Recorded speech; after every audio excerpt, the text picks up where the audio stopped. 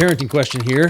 Do you believe that parents can and ought to have a healthy and potent influence over their kids' tastes? So I don't think all of these is like necessarily moral things, like, but things like friends would be one that could be moral, but heroes, clothing choices, musical styles, things that might be indifferent at one level, but as a matter of taste.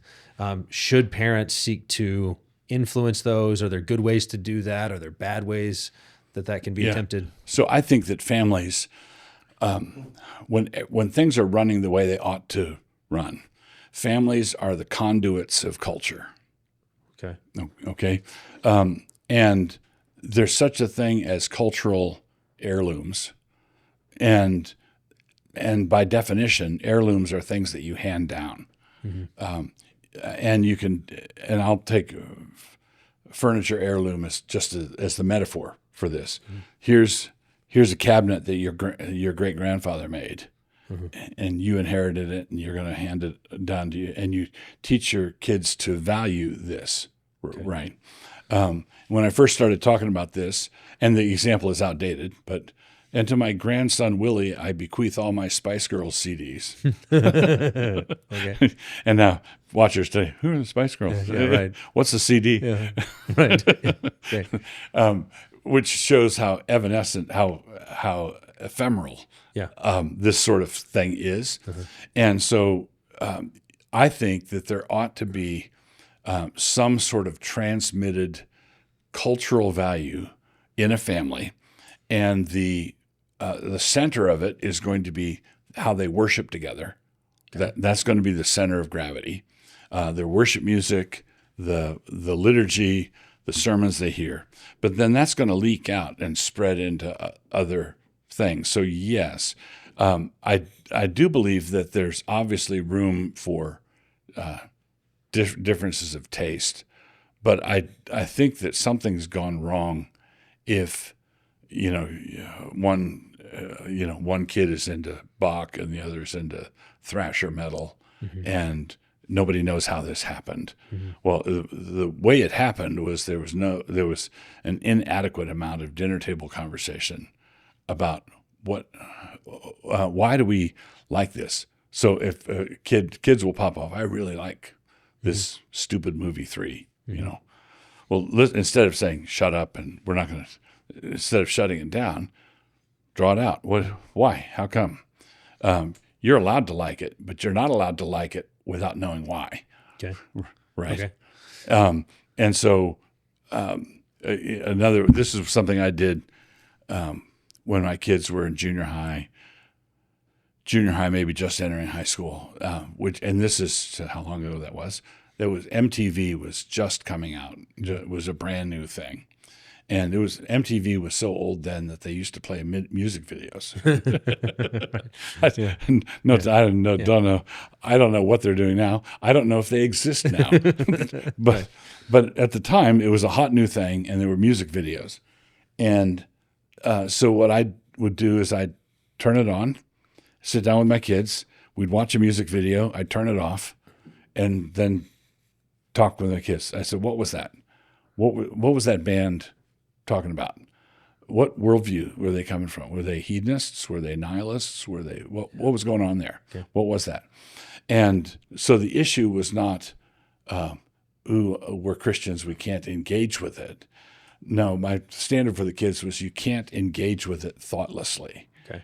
Right. You can't like something because all the kids in your class like it. That's not good enough. What do you say? Typically with teenagers, if you say that's not good, and maybe their question to me, what's wrong with it? Right. Right. And sometimes parents can really struggle with that question. If it's not overtly immoral, if it's not celebrating, or it's not promiscuous or anything like that, but it's just something off about it, or parents maybe just don't like it. That's mm-hmm. not the kind of music that I like. And they say, what's wrong with it? Are there ways to answer that question? Do you always have to have an explicitly, I think parents can feel a need to kind of have a really pious answer at that point. Like they need to be able to point to something like, well, it promotes drug use or it promotes promiscuity. Yeah. Those are the easy ones. Yeah. Are there other things that you would use when it comes to, you mentioned thrasher music, and I think that there are Christian thrasher bands. I'm sure there are. and so kids will go, no, because kids will go, well, no, it's Christian. Right. Is it okay for parents to go, I don't care if they have Christian lyrics, that's just not something we're going to listen to? Right. But you can't just say that. Okay. You have to make the case. So Paul says in Philippians, whatever's pure, whatever's lovely, whatever's noble, think on these things. And so Christians have trained themselves, I think, in a reflex response, to say that the lyrics if the lyrics are godly, then the music is neutral. Okay, but where do we get that idea? Nothing is neutral. So there are. The Scripture talks about certain kinds of music are for mourning. Okay. Certain kinds of music are for dancing. Certain kinds of, the prodigal son, the older brother comes in, the prodigal son, that hears the music, sound of music and dancing. There's celebratory music. There in Psalm 33, there's music skillfully played. It takes skill to do this. Battle music. Battle music, martial music, polka music. So if the bride entered at the wedding and the music was beer barrel polka, somebody would say, what? Right. My great-grandfather handed down. Right. Right. So for example, when someone says, what's wrong with this worship music song? I say, well, the issue is not whether it's sinful. I think that chord structure would go fine at a kindergartner's birthday party. But the issue is not whether this music is okay or not, but what kind of occasion is this? Okay. Right. And what kind of music glorifies this sort of occasion? So if you played thrasher metal to the entrance of the bride, then you're making fun of somebody. Okay. Right. You do that in a movie for a joke. Okay. Right. So some of the answers might be it has to do with occasion. It's okay that's okay in its place, and then it's just not okay all the time. Right. Is that I love blues music. I love blues music, but I'd rather be dead in a ditch than have it in worship service because it doesn't fit. It doesn't fit there. And we think nothing of it if a pastor with a scratchy throat has a glass of water on the pulpit. But if you had a bottle of beer there, it's not appropriate. Not appropriate. And is there some level of do parents just get to some point and say, because it just doesn't fit? I mean, or is there a deeper reason that you have to get before this just doesn't fit there? Yeah, I think you have to explain why it doesn't fit, and you have to be able to communicate that to your kids, right? And in a way that they see the point and own it. So, and this kind of, I'm fond of, if you take truth, goodness, and beauty, conservative evangelical Christians have generally held the line on what's true. So if Jesus rose from the dead is true on Monday, it's true on Friday. We're not relativists. Same with goodness. Ethics don't change. If abortion's a sin on Monday, it's a sin on Friday. But on beauty, this is the conduit where I think relativism is flooding into the conservative church. If I said to somebody, that band of yours, it sounds like a helicopter landing on a tin bridge. It's just right. Now, let's say I said that, joking to some young kid. Let's call him a punk. And he responded, well, Pastor Wilson, you clearly don't understand how rhythmically sophisticated this is. There's a kind of excellence to this. There's a percussionist. He studied at Juilliard. He hears some of his other work. The first thing I would do is shake the guy's hand because he's arguing like a Christian. Okay. Right. He's saying there's an objective standard that you're missing and I think I can point to. Okay. Right. And we're having an actual discussion. Okay. Right.